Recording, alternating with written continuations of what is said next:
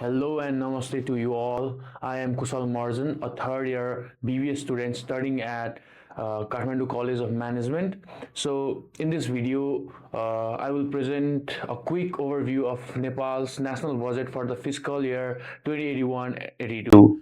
So, before diving into the budget's main components, let us understand what a national budget is. A national budget is a financial plan created by the government that primarily outlines the revenue and its sources, the expenditure and its sectors for the upcoming fiscal year, and it also serves as a tool for managing the national's economy by allocating resources and planning to achieve the desired national development goals. The national budget for this fiscal year 2081-82 was announced by Finance Minister Mr. Barsaman Poon on 15 July 2081 in the Parliament. However, the budget will be effective from the 1st of Shravan 2081 and will be effective till 31st of Asar 2082. So now let's learn more about the budget this year. The budget has total rupees of 18 kharva, 16 arva and 30 crores, which is an increase of 6.2% compared to the budget announced for the previous fiscal year, which was 17 kharva, 51 arva and 31 crores. Also, the government has estimated an economic growth rate of 6.2% and the inflation of 5.5% this year. So now let's get deep into the core of the budget. Starting with the major objective of this year budget are to boost output, efficiency and employment, to boost economic activity and boost private sector morale in order to stimulate investment, to cultivate human capital, to lessen poverty and economic inequality by balancing resource mobilization, to provide public services in an efficient manner. Now, moving forward with the allocation of the budget, out of rupees 18 kharva 60 arva, 61.31, that is 11 kharva 40 arva, has been allocated for the current expenditure. It includes the regular spending of the government such as social security funds and salaries to its employees, and 18.94% has been allocated for the capital expenditure, that is rupees 3 kharva 52 arva, which mainly includes the expenses for the infrastructure development in the sectors like road, health, education, which can be long-term assets for the nation. And lastly, for the purpose of financial management, 19.74%, that is rupees 3 kharva 67 arva, or has been allocated. It mainly includes the interest to be paid on loans and borrowings and other government finances. So as compared to the previous fiscal year, the current expenditure has decreased by 5% of the total budget, while the capital expenditure shows a 2% and financial management a 3% increment. The total expenditure this fiscal year is 6.2% higher than the previous year's announced budget and 21.56% higher than the revised estimates of last year. The previous set of expenses for this year will be funded by a number of sources, including 2.81% from foreign grants, including bilateral and multilateral grants, from World Bank and the Asian Development Bank, which account for rupees 52 kharva 33 arva. The 29.4% deficit will be covered by debts and borrowings, and out of the total of rupees 5 kharva 47 arva 67 crore deficit, rupees 2 kharva 17 arva and 67 crore will be raised from the foreign loans, with the remaining rupees 3 kharva 30 arva coming from the domestic borrowings obtained from the commercial banks and treasury bills. Moving forward, let's analyze the budget in more detail. It has been divided among several sectors, each of which has a number of planned programs and initiatives. The primary sectors for budget distribution are agriculture, tourism, energy, entrepreneurship, information technology, and industry development. So talking about the agriculture sector, rupees 57 arva 29 crore has been allocated, which includes crop farming, animal husbandry, like livestock farming and fisheries. Also, the government has declared the decade 2081 to 91 BS as the decade for investment in agriculture. And the budget for this year has focused on increment production and productivity through the commercialization of agriculture. And to achieve these objectives, different initiatives are taken under this sector Some of them are promotion of contract farming, which means the government farmers and businessmen participate to create a proper market and ensure the fair prices for the agriculture products. Rupees 1 or above 44 crores had been allocated for the development of fruit sector with a special focus on promoting and exporting major fruits like oranges, apples, mangoes, bananas through federal, provincial and local collaboration. And also, there has been allocation of 27 or 95 crore for subsidy to ensure the timely supply of fertilizer to farmers as well as the production and promotion of the organic biofertilizers over chemical pesticides. And for the promotion and market development, there has been the establishment of cold storage at international and major domestic airports. Also, it has been planned to establish the to open centers for crop, livestock, and fruit in major commercial cities. For the purpose of bridge development, there has been allocation of rupees 38 crores budget to produce better breed cows and buffaloes for higher productivity. Rupees 40 crores has been allocated for vaccination to control diseases in livestock, whereas rupees 2 or 25 crores has been allocated for the promotion of sugarcane cultivation. Meanwhile, 3 or 52 crores had been allocated for the agriculture research and development purpose, with an aim to add 75 agriculture technologies in next fiscal year. And lastly, the government has also been trying to make legal arrangements for the commercial production of marijuana for medical purposes. Next, we have information and technology sector, for which rupees 7 or 35 crores have been allocated with a target to achieve IT service export with worth 30 crore and creation of 15 lakhs employment opportunities in the IT sector.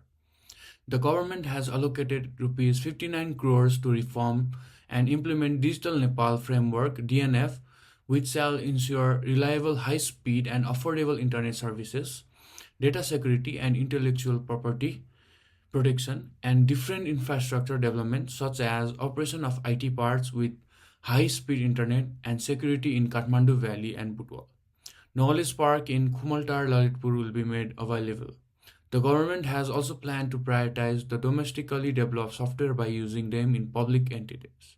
Also, the data centers of the government will be upgraded with reliable storage and security facilities, and also the standards for the private sector operated data centers will also be developed. Additionally, broadband internet service will be provided in all world centers, community schools and health institutes. Rupees 11 or 91 crore has been allocated for the tourism sector development, and the government has planned to attract 16 lakhs tourists in this fiscal year by identifying new tourist destinations and developing promoting the existing ones. Interestingly, different road shows, fairs, and promotion festivals will be launched in major cities of India and China, also in other countries to attract the foreign tourists. Also, the government has planned to provide the transportation services from Nepal-India border points to the religious sites in our country like Pashupatinath and Muktinath, in partnership with the private sector to attract the Indian pilgrims. Rupees 5 or 46 crores has been allocated for the development of tourism infrastructure such as DRS in existing and new trekking routes. Also, rescue centers in the risk-prone areas.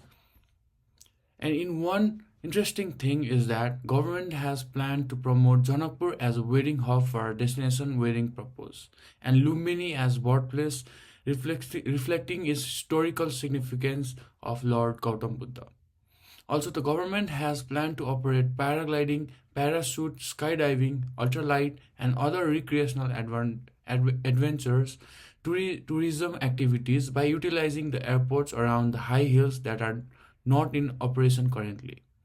And rupees 3 or 77 crores has been allocated for the development of civil aviation infrastructure in major tourist hubs with a few new construction and extension and upgrade of the existing airports. Also, the second terminal building in the Tribune International Airport. So one of the areas with the greatest potential at the moment is entrepreneurship and industry development, for which the government has allocated rupees 11 or 91 crores, and out of which 5 arba has been allocated for the promotion of domestic production exports and create employment through collaboration with federal, local, and provincial governments, private sectors, and the communities. Another is Made in Nepal.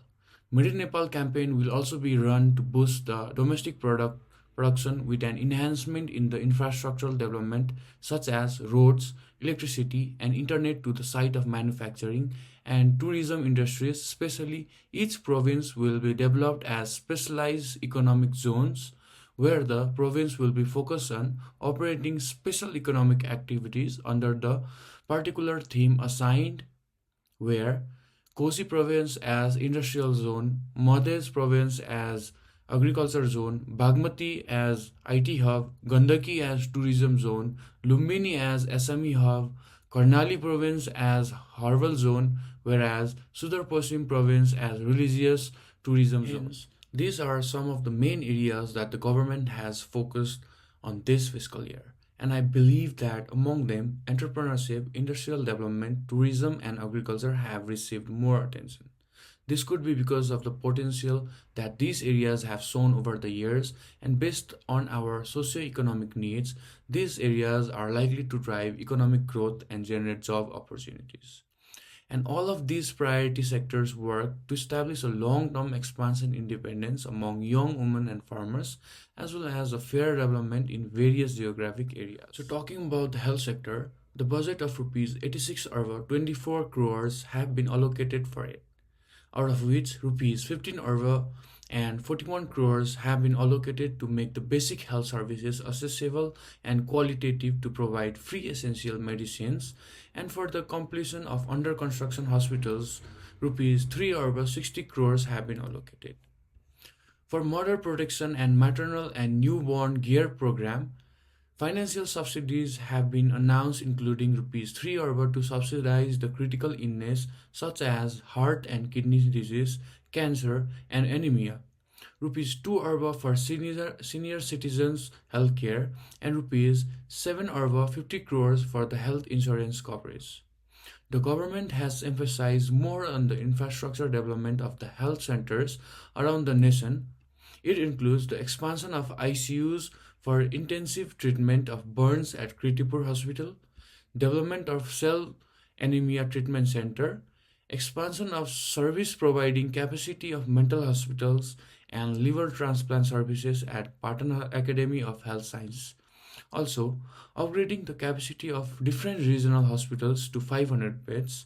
Additionally, the government has planned to introduce educational programs in nursing and MBBS in federal hospitals, and also it has allocated rupees 24 crores for alternative medicine systems such as Ayurveda, homeopathy, and natural. Now, talking about the education sector, rupees 2 kharba 3 arba has been allocated for the education, science and technology, and in order to improve the education sector, rupees 60 crores have been allocated to provide scholarship at school level to the children who belong to extreme poor and marginalized groups. Rupees 8 arba 39 crores have been set for the midday meal programs at school. Rupees 87 crores have been allocated for the educational quality enhancement of schools by developing student learning leadership and providing career counseling. Rupees 2 over 50 crores have been allocated for the construction of 1,000 disabled friendly, gender sensitive, and class safe classrooms. Rupees 1 over 59 crores have been allocated to build technical institutions based on geographic demand and demographic changes. And rupees 21 over 45 crores have been set aside to restructure the University Grants Commission. Additionally, the purpose of teacher training boot camps will be organized to train 1,500 teachers in early childhood development. Now let's talk about other major highlights of the budget announcement. The first one is expansion of East-West Highway. Rupees 29 over 88 crores have been allocated for the expansion of East-West Highway to 4 lanes, including the major road sections to Naranghat Butwal. Also, as per the major needs of today's time, air quality monitoring centers have been planned to develop in different parts of the country. And as per Prime Minister's employment program, Rupees 6 arba is allocated to provide 100 days of employment to 2 lakhs unemployed individuals. The budget plan has also focused on the irrigation and water resources with a total of rupees 36 arba 81 crores for this sector. It includes the irrigation projects like Rani Jamra Karya project, Sika irrigation project, Bhabe project, Sunkosi marine diversion project, and rupees 11 arba 91 crores have been allocated to preserve and promote Nepali history, culture, language, and arts through various programs and activities. And for the purpose of social security allowances to senior citizens and other targeted groups, rupees 1 crore 16 arba has been allocated. Now, let's understand the tax system and reforms made in this fiscal year. Starting with the major announcement, reduction of custom duties on various raw materials, impose of excise duty on liquors, double tax avoidance agreement to attract foreign investment, impose of green tax on fossil fuels import, exemption of VAT on fruits and vegetables, increased tax on electric vehicles, tax concession for startups, impose of health risk tax, issuance of tax invoice mandatorily through an electronic system, integration of AI and technology in administrative and public works, issuance of new custom tariff bills, increment of threshold for businesses for VAT registration, provision of deduction under income tax. Now, a separate new custom tariff bill has been presented by covering the issues of determining and adjusting custom tariff rates. All the businesses with an annual turnover of more than rupees 25 crores will be integrated into the central invoice monitoring system, and they have to issue the tax invoice mandatorily through an electronic system.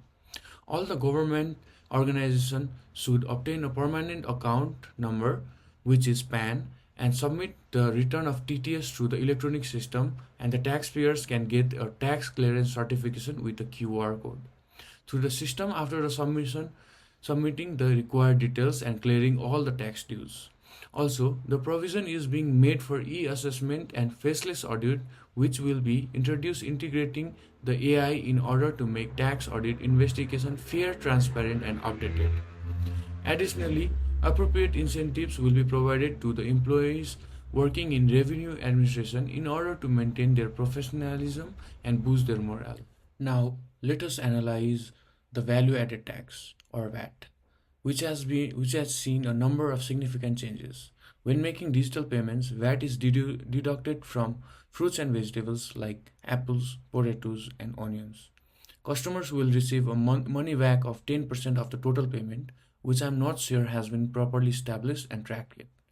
Additionally, the minimum amount required to register for VAT for companies that deal in goods and services has been raised to 30 lakhs rupees. Now, looking at the income tax, there has not been any change in the income tax slab for the residents and non-residents. So some provisions have been introduced, such as reduction of income tax on interest on by foreign bank subsidiaries in order to attract foreign investment in the financial sector of Nepal. Also, dividend tax on the IT firms if they capitalize their profits, and the provision of tax rates to a female if only source of taxable income in her job is her job, then she will be eligible for 10% tax rebate. Next is capital gain tax. In the stock market, will be charged as 5% of the profit if the securities were held for more than 365 days, and 7.5% of the profit if the securities were held for 365 days or less during the stock trading. Also, on selling assets like land and building, the charges will be divided as 5% if the assets have been kept for 5 years or longer, and 7.5% if it held for fewer than 5 years. And interestingly, any resident, a natural person who has not participated in the business operation actively but receives payment in the foreign currency for providing any form of services outside of Nepal is subjected to 5% tax in their income. Now, let us understand some provisions that have been made to make deduction on income tax. Any person employed in a remote location may deduct up to rupees 50,000 from their taxable income. Any resident natural person with medical insurance policy and has to pay the premiums can deduct rupees 20,000 or yearly insurance premium, whichever is less from their total taxable income. A resident natural person who has purchased an insurance policy from their home and has to pay the premiums can deduct rupees 5,000 maximum per year, and social security tax is not applicable for those individuals receiving pensions income and making contribution to the SSF. And that wraps up our video. I hope this gave you a clearer understanding of the budget for the fiscal year 2081-82.